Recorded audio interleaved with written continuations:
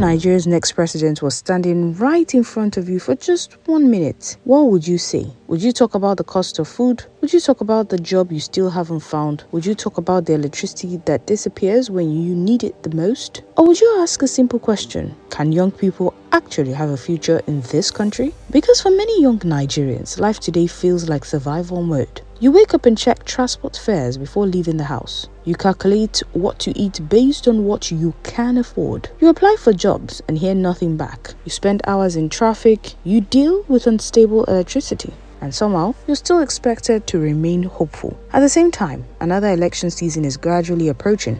Politicians are meeting. Parties are forming alliances. Campaign conversations are beginning. Promises will soon start flying around again. But before all that happens, maybe there's a more important conversation. Not what politicians want, not what political parties want. What do young Nigerians actually want? Because beyond the headlines, beyond social media debates, beyond party colors, there are real people trying to build real lives. And they have real concerns. So today, we're asking one simple question. What's the biggest problem affecting young Nigerians right now? The biggest problem affecting me right now is not enough money in my accounts, like not enough finances. As a typical Nigerian, we are going through a lot of stuffs in the country. As a young youth looking for jobs and all that, always know that the minimum wage of a typical Nigerian looking for a job is 70,000 naira, which is not really helping the situation of the youth in the country. Basically, inflation, economic hardship. The economy is like on a high rise right now. You can see the prices of cooking gas, petrol, gas, and things like that. It's affecting Nigerians traveling from one place to another, trying to work, and just to get to places they will meet their needs and wants. So things are just hard basically right now. Affecting me personally, I have to come outside today, and the transport fare is just ridiculously crazy. So personally, that's the first bone of contention that I'm facing. And then house rent in Lagos is another thing entirely. Right now, as a young growing youth in Nigeria, financial stability is one of the biggest problems I struggle with, and that is so sad. Due to the Nigerian economic, we can't do things on our own. There is no empowerment. Having capital to start up something. The biggest thing affecting me right now is the insecurity of our country actually. Personally, yeah, I'm just tired. I just feel like we don't have to actually go to work every day. Like the hustle and bustle of Lagos, it's just a lot. The biggest problem affecting me right now is, I would say, finances, decision making, and the ability to distinguish from misplaced priorities. A big no.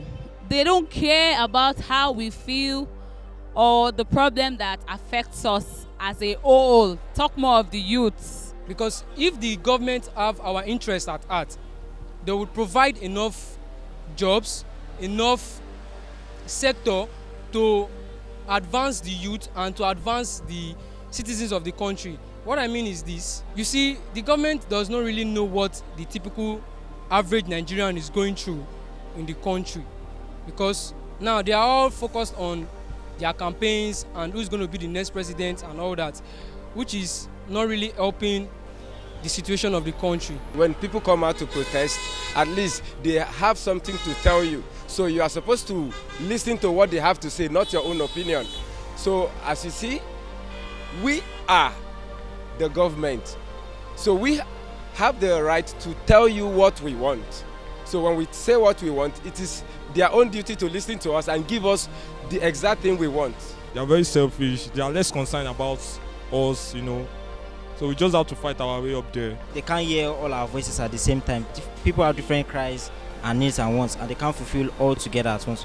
Because now there's insecurity, there's economical issues and things like that. So they just have to turn one stone at a time. So I think with time, there will be progress. Personally, I feel like they don't really understand because they don't get to face all this traffic every day, go, come in, the whole hustle and bustle of Lagos, like I said earlier. So I feel like they don't get to experience that. They don't get to experience most things young people experience. They don't understand what young people are driving at. No, I don't think so. They're not involved now. They're not out here with us now. They're all probably just inside somewhere, doing their things, and they're basically not with us. From what I've seen on the news and everything, I don't think they really care about the young people, because A while ago, there was, I think, a politician, a high guy, a high person. His wife was kidnapped. In hours, they got his wife back.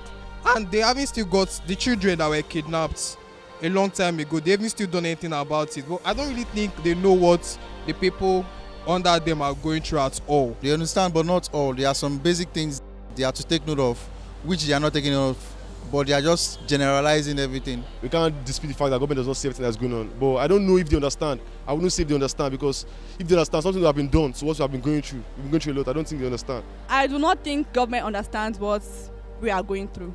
Maybe when it comes to employment and finances also, like we don't have enough job for youths. Listen to any group of young Nigerians talking honestly, and you'll notice something. Everybody's story is different, but somehow the frustration sounds the same. For one person, it's employment. For one person, it's unemployment. For another, it's the cost of living. For someone else, it's insecurity. For another person, it's education, healthcare, electricity, housing, transportation. The list is long, but the reality is simple. Many young people feel like they're working harder than ever just to maintain a basic standard of living. A graduate spends years searching for work. A small business owner struggles with fuel cost. A student worries about school fees. A young professional wonders if they'll ever afford their own apartment. And while these challenges may look different, they all point to the same thing. People want a system that works. Not perfection, just a system that works. A system where effort actually leads somewhere. A system where young people don't feel like they're constantly starting over. Because the truth is, many young Nigerians are not asking for luxury. They're asking for stability. They're asking for opportunities. They're asking for a fair chance.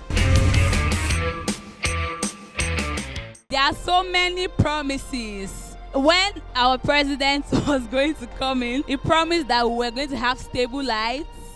He promised us security.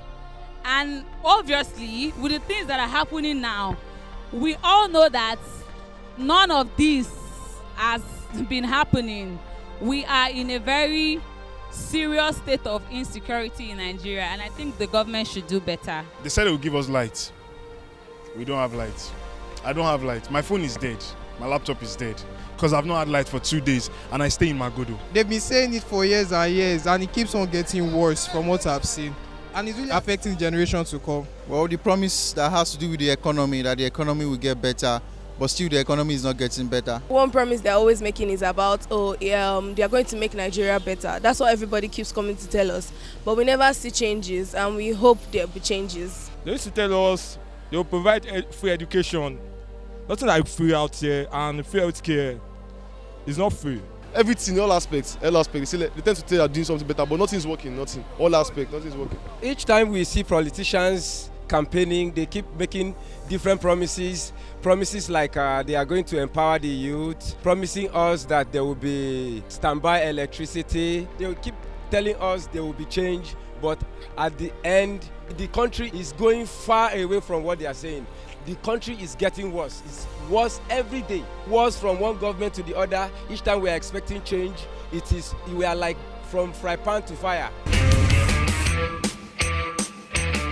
Genuinely, I feel the next government should focus on the insecurity in the country, because presently most parents are scared of their children going out, scared of their children even going to school, people getting kidnapped in the country, and it's quite alarming.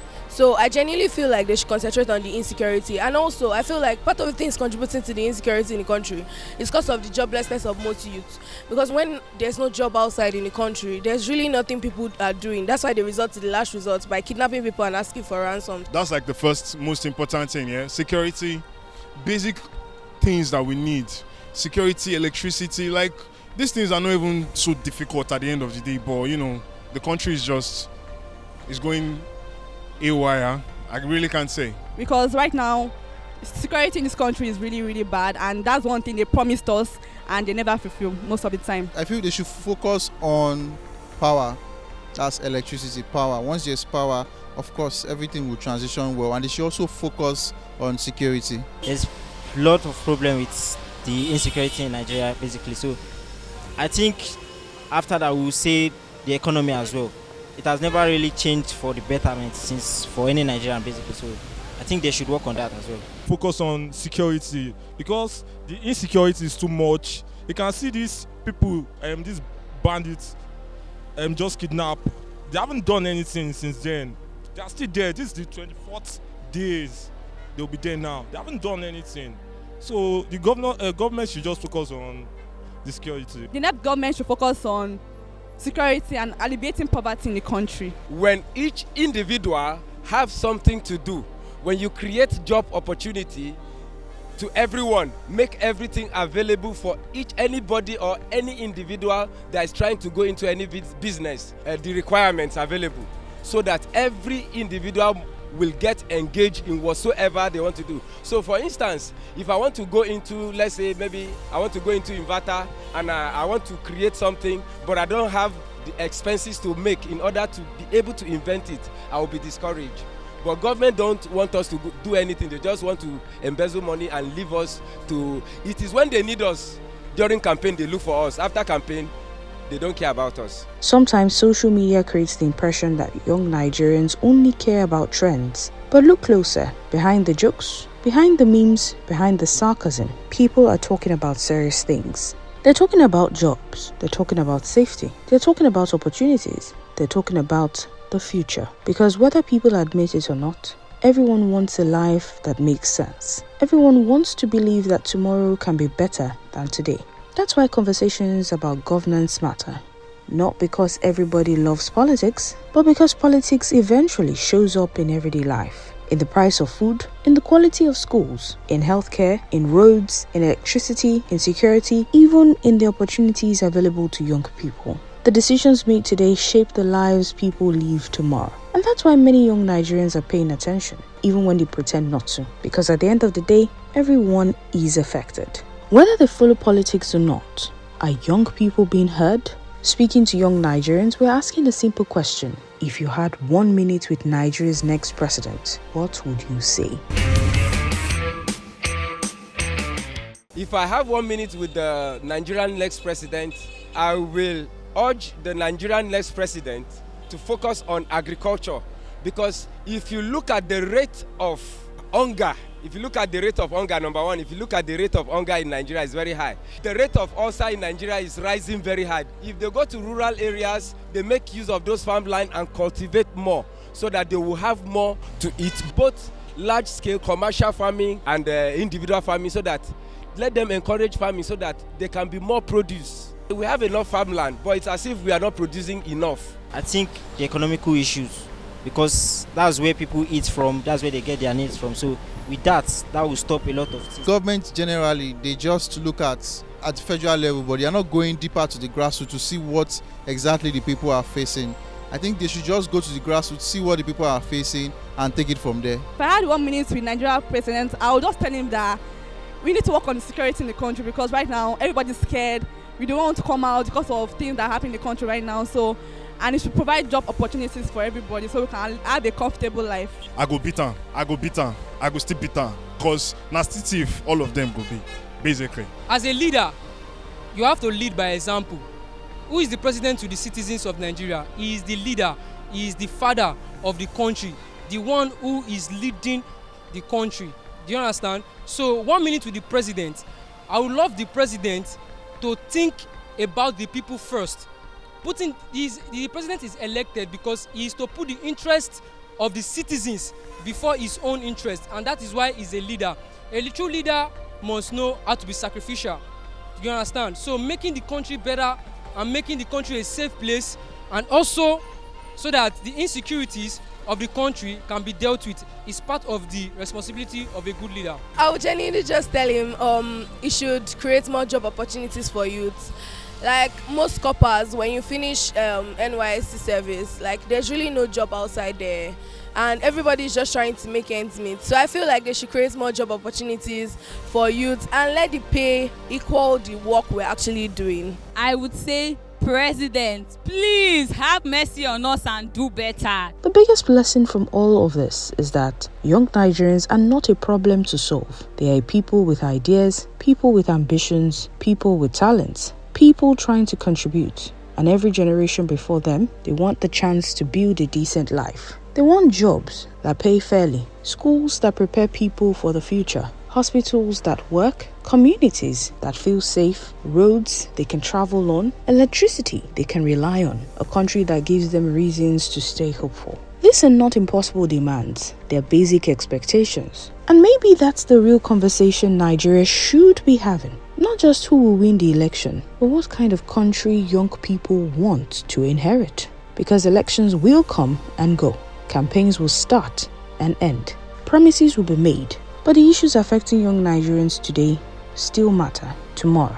But the issues affecting young Nigerians today will still matter tomorrow. And perhaps, before 2027 arrives, the country should spend more time listening to the people who will live longest with the consequences of today's decisions, the young people. Because when young people speak about what they need, they're not just talking about themselves, they're talking about the future of Nigeria itself. And maybe the biggest question isn't what young Nigerians want fixed. Maybe the bigger question is, who's listening?